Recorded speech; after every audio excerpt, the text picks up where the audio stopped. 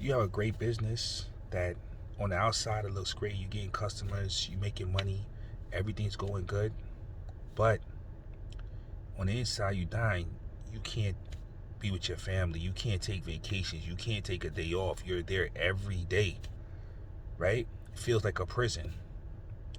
That's you. I know the deal. I've been in the same situation, right? I was locked up for 20 years.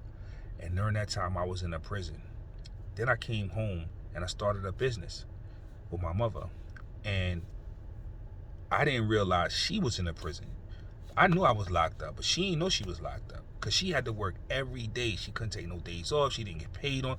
If she took a day off, she was just stuck to her business. And I was working for myself. That's you. And during that time, I understood to start building a system, right? I learned about business. I went to seminars. I bought courses. I did everything so I could actually build a system. And what I came up with, the business operating system, right? And the business operating system is what I put in place to actually allow my mother to get out of business. And once I saw what success with that, I started helping other businesses do the same thing. And the business operating system comprises of, first thing we do is we make sure we show up client attraction, right? We make sure that we are getting the right clients into the business, right? The next thing that we actually do is we put in a sales process, because sometimes we're just winging it out here. Every phone call is different, deals are different, how we're doing things are different. So we had to put in the right sales process so that every time we were saying the same things, we were conveying the same message, and we were working on what we were talking about. Then what we did was we made sure we shored up the client delivery, right? We wanted to make sure every client experienced the same level of success. We made sure we prepared our clients for success. They showed up A clients, and we delivered the service consistently every time, before, during, and after. And with that cycle right there, we went to solidify our reputation because we did a good job. We started getting reviews. We built up the business, right? So now, even with that business, over 125-star reviews. But then that wasn't enough, right? That was like, all right, the business is going good. It's great. But how do we get to the next level of removing my mother from the business, right? That was the next thing. How do we remove her from the business? And what we had to do was we had to put a team in place and everything.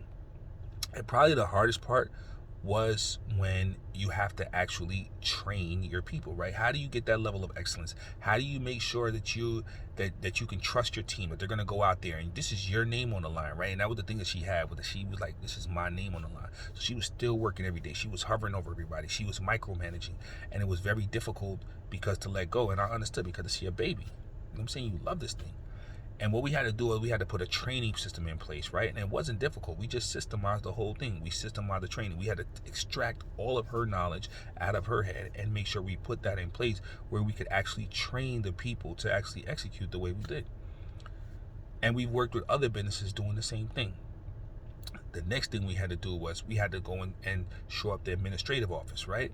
So we had to have people where we didn't have to take the phone calls, where we didn't have to actually be on the phone. It was actually done repetitively with our assistants, with our salespeople, and they were able to take the calls and they were able to see. And then we had numbers in place. So all our KPIs allowed us two things: to know what was going on. It was the dashboard. It was to allow us to know what was going on in the business at all times.